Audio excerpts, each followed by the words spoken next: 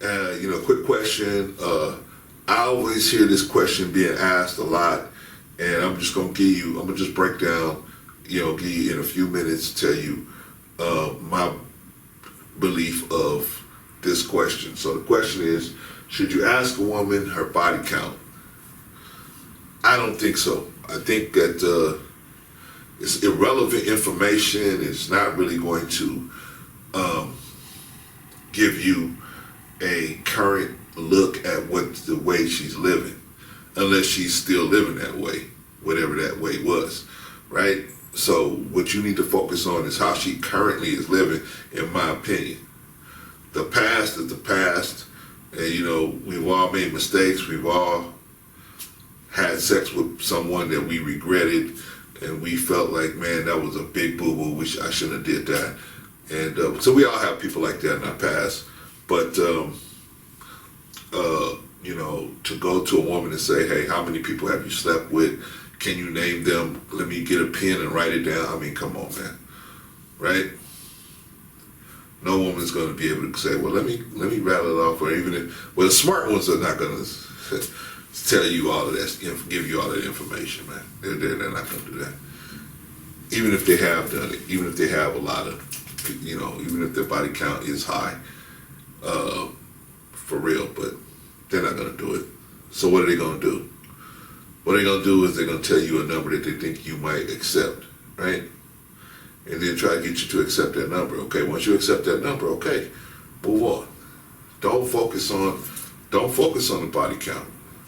Focus on the current mentality. That's what you focus on. Current mentality. The body count is just a snapshot of the past. It's only relevant if the current mentality is the same. You want to see what the current mentality is. If the current mentality, into okay with a high body count, is the current mentality okay with lying? Is the current mentality okay with whatever I want? That makes it right. You know what I mean? You gotta check a person's personality out. I'm talking about if you want to live a long time. Now, some of you guys want to get out here and just, smash away.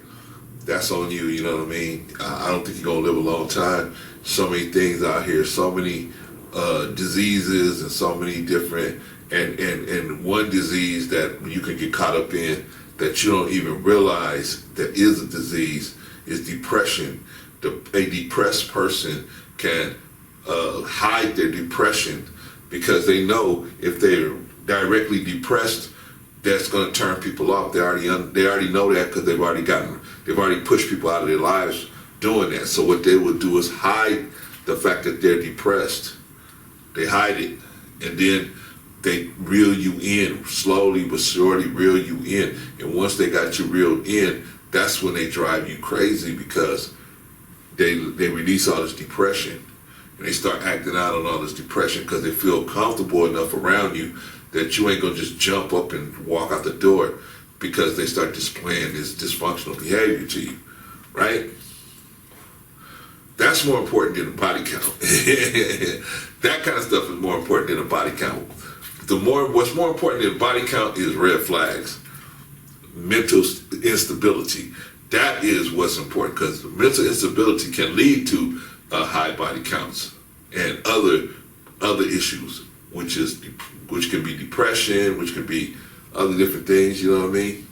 And if you're not clinically trained to deal with somebody that has very high depression, you signing up for a bad deal. And instead of being concerned about, because a woman can have a low body count, and the reason why she got a low body count is because there's some issue mentally going on there, and that you need to find out why, or because they've been abused, violated in some type of way, and they just have not had sex for a long time because they have this issue that they might not have even gone to counseling for. Okay, these things are more important than the body count. The mental stability of a woman is more important. What does she think about respect? What does she think about what does she feel is irresponsible? See, you need to figure out some of those things, man, because those are the kind of things that's gonna help you see if you need to even get in the bed with this woman. Because a woman that has distorted views on respect and irresponsibility, those are the kind of women that are dragging you guys through family court. Those are the kind of women that's dragging you guys through family court. You guys didn't check that stuff out. Anyway, you guys know that I got a book. It's called The Thinking Man's eBook, and it has 30 questions you should ask any woman before you have sex with them. I'm coming out with a version for women too. 30 questions, 30 plus questions that you should ask a woman, any woman that you thinking about having sex with. Why? Because you can't just run and jump in the bed no more, man. The days of the run and gun are over. The days of the run and gun, you meet somebody today and have sex with them tonight, those days are over with. Those days are over with, man. If you letting guys that have these platforms that telling you that you should be running and gunning in a situation like this where we got a health crisis, especially in the black community, man, so many black women are being infected with so many different diseases, and those black women are turning around and infecting other black men, and we're just infecting each other with all these crazy diseases. The safest place to be is in a marriage. That's the safest place to be on paper. You know what I mean? Depending on, if you check the person out good enough and and they're a trustworthy person, the best place to be is in a marriage. That's the safest place to be. You're out here, running and gunning, chasing this poontang all over the place. This is the kind of issues you're going to have, man, where your safety is at risk, your finances at risk. You might even, if you get involved with the wrong type of woman, might even have to pay child support for non-biological children. This is possible. This is possible.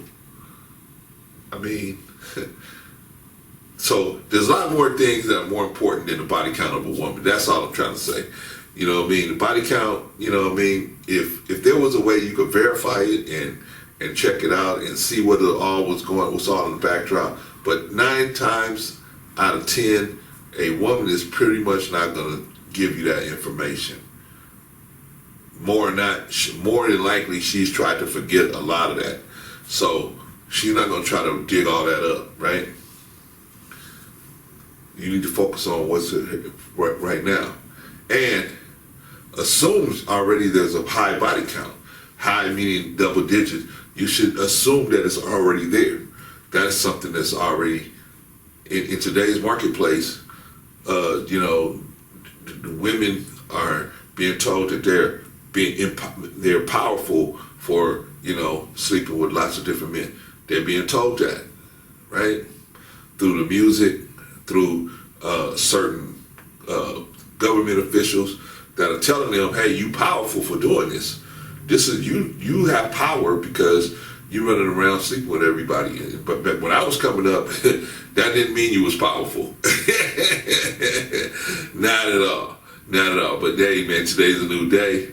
So, like I said, man, you guys don't worry about the body count. Don't worry about that. This is an irrelevant question, and only insecure people are going to ask this question, and then you're going to show the woman how really insecure you are, and she might be thinking, wow, this is a good dude, he's all right, and then you show her how insecure you are, and then you might blow everything down the line, and it might not even be a question of whether she has a high body count or not. She just said, you know what, I've been with an insecure guy, I know how that's going to go, I've seen that movie, I don't want to be with somebody like that.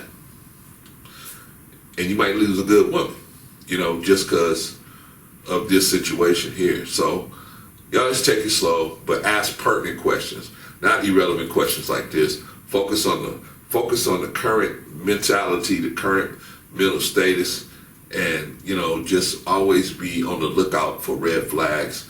And the number one red flag is mental instability. That's what you need to look for, and that kind of stuff will come out in certain behaviors, such as uncleanliness.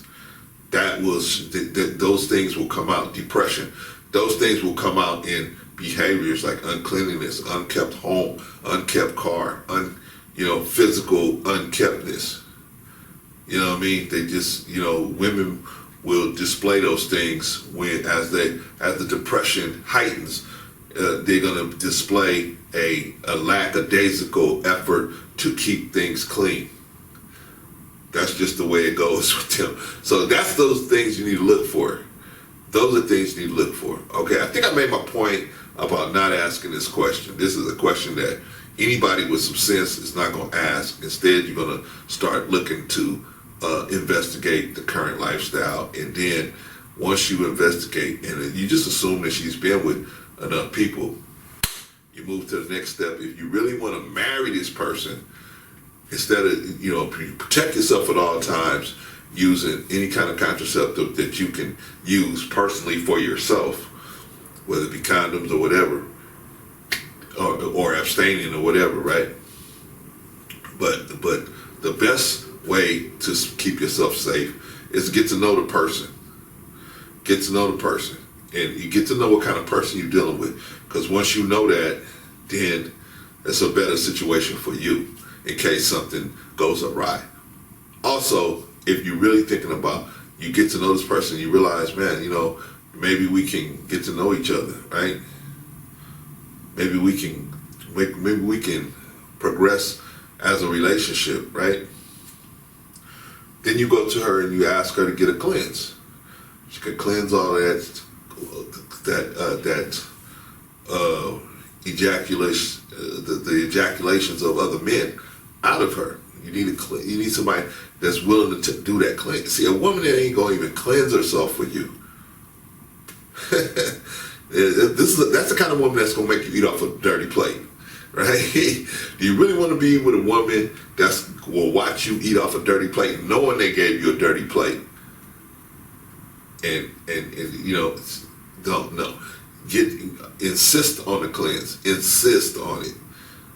Insist on it. A lot of women have a lot of problems, issues, because they have residue and they have excess sperm, sperm material in their system that their body is still dealing with because they didn't clean it out.